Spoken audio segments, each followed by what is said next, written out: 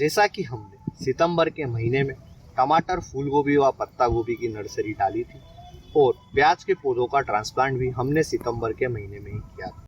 अगस्त के महीने में हमने इस खेत में फूल गोभी और पत्ता गोभी के पौधों का ट्रांसप्लांट किया। अभी हमें भिंडी, धनिया, पालक की फसल से उत्पादन मिल रहा है, जिनकी बुआई हमने बारिश के सीजन में ही कर दी थी। अक्टूबर के महीने में हमारी फूल गोभी और पत्ता गोभी की फसल आ जाएगी और हमें फूल गोभी और पत्ता गोभी की फसल से भी उत्पादन मिलना शुरू हो जाएगा और नवंबर के महीने में हमें टमाटर की फसल से उत्पादन मिलेगा। यानी कि हमें बारिश के सीजन से लेकर ठंड के सीजन तक रोजाना आमदनी होगी। अगर आप भी रोजाना आमदनी लेना चाहते हैं तो हम इस वीडियो में जानेंगे कि अक्टूबर के महीने में हम किन किन फसलों की बुआई कर सकते हैं। यह जानने के लिए वीडियो को अंत तक जरूर देखें। नमस्कार किसान भाई, स्वागत है आपका एक बार फिर से हमारे YouTube चैनल क्रिएटिव किसान। बारिश का सीजन समाप्ति की ओर और ठंड के सीजन की शुरुआत होने वाली।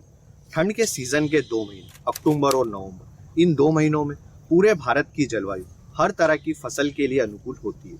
आज हम इस वीडियो के माध्यम से जानेंगे कि हम अक्टूबर के महीने में कौन कौन सी सब्जी वर्गीय फसलों की बुआई कर सकते हैं। इसके साथ ही वीडियो के अंत में मैं आपको यह भी बताऊंगा कि अगर आपके पास में 2.5 एकड़ जमीन है तो आप इस 2.5 एकड़ जमीन में अक्टूबर के महीनों में किन किन फसलों की बुआई कितने एरिया में करके एक अच्छी आमदनी ले सकते हैं।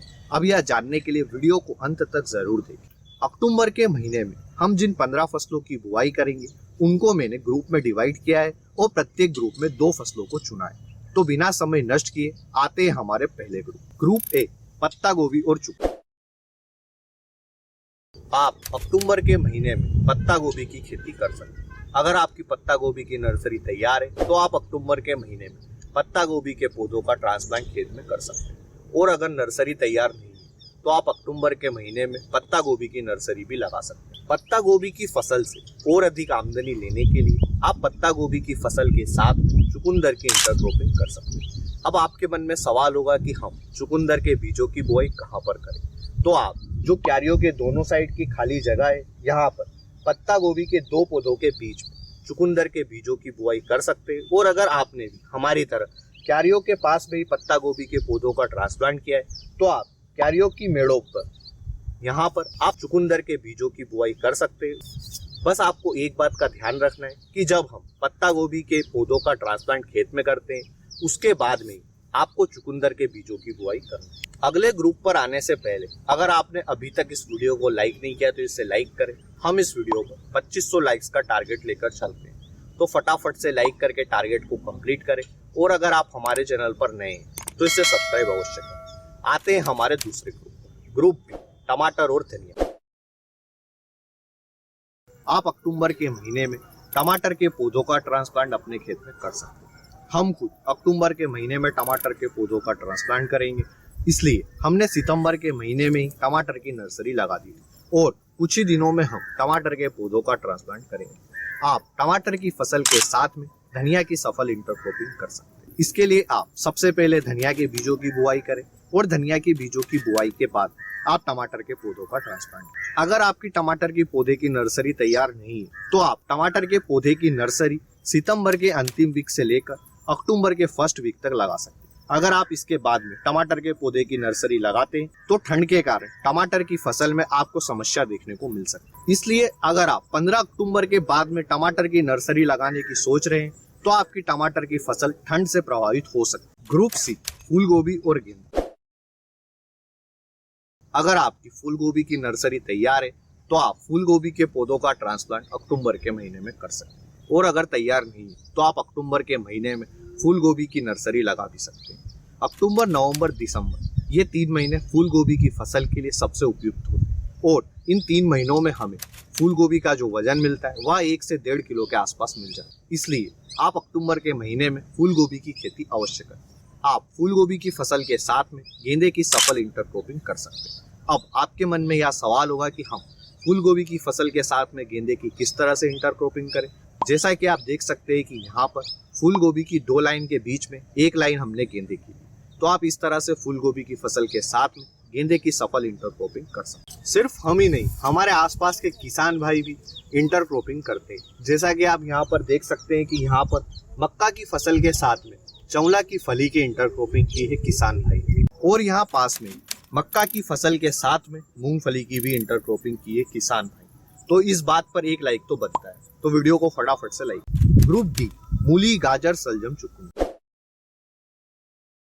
ये सारी हमारी रूट वेजिटेबल्स और इन सारी फसलों का सबसे अच्छा समय ठंड का सीजन होता है, इसलिए आप ठंड के सीजन में रूट वेजिटेबल्स की खेती अवश्य करें। ग्रुप ई, पालक और धनिया। ठंड का सीजन पालक और धनिया इन दोनों फसलों के लिए सबसे उपयुक्त होता है और इन दोनों फसलों में हमारा खर्च एकदम ना के बराबर आता है, इसलिए आप ठंड के सीजन में पालक और धनिया के बीजों की बुआई अवश्य करें। इन दोनों ही फसलों की हम मल्टीपल हार्वेस्टिंग ले सकते हैं, जैसे कि पालक की फसल से हम 5 से 6 कटाई ले सकते हैं और धनिया की फसल से मिनिमम हम 3 कटाई तो ले ही सकते हैं। हमने खुद ने अगस्त के महीने में पालक और धनिया के बीजों की बुआई की। आप फूल गोभी की फसल के साथ में धनिया की भी सफल इंटरक्रॉपिंग कर सकते हैं। जैसा कि आप देख सकते हैं कि हमने फूल गोभी की फसल के साथ में धनिया की इंटरक्रॉपिंग की है और हमारी धनिया की फसल हार्वेस्टिंग की। लेकिन जब हम धनिया की फसल की हार्वेस्टिंग करेंगे तो हम धनिया की फसल को काटने के बजाय इसे सीधा जड़ से उखाड़ेंगे, ताकि हमारा निंदाई गुड़ाई का खर्च भी निकल जाए। और अभी हमारे एरिया में धनिया का 100 रुपए किलो के आसपास का मंडी भाव मिल रहा है, यानी कि फूल गोभी की फसल में हमारी जितनी भी लागत आई वह सब भी निकल जाएगी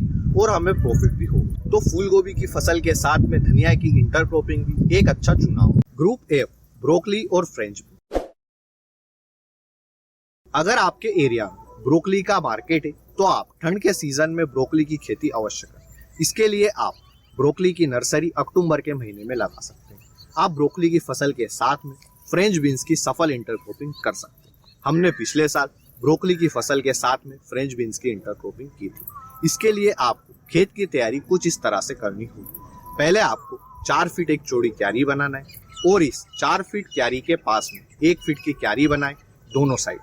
हम इस 1 फीट की क्यारी में फ्रेंच बीन्स के पौधों की रोपाई करेंगे और जो हमारी 4 फीट की क्यारी है इसमें हम ब्रोकली के पौधों की रोपाई करेंगे। हमने पिछले साल इन दोनों फसलों की सफल इंटरक्रॉपिंग की थी। आप फ्रेंच बीन्स में जो हमारी पोल बीन्स आती है उसी का चुनाव करें, बुश बीन्स का चुनाव ना करें। इन फसलों के अलावा आप अक्टूबर के महीने में लहसुन, बैंगन और मटर की भी बुआई कर सकते हैं। वीडियो के अंत में हम बात करते हैं कि अगर हमारे पास में 2.5 एकड़ कृषि भूमि है तो हम इसे किस तरह से डिवाइड करें कि हमारी आमदनी बुआई के मात्र 30 से 35 दिन के बाद ही शुरू हो जाए। 2.5 एकड़ को 5 हिस्सों में तोड़ ले, यानी कि हमारे पास में हर हिस्से में आधा एकड़ जमीन आई।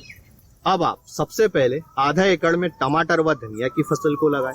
बाकी बचे 2 एकड़ में से आधा एकड़ में रूट वेजिटेबल्स की बुआई करें। फिर आप बाकी बचे 1.5 एकड़ में से आधा एकड़ में मेथी, पालक और धनिया की बुआई करें और फिर बचे 1 एकड़ में से आप आधा एकड़ में फूल गोभी, पत्ता गोभी और अगर आपके एरिया में मार्केट है तो आप ब्रोकली की फसल भी बो सकते हैं।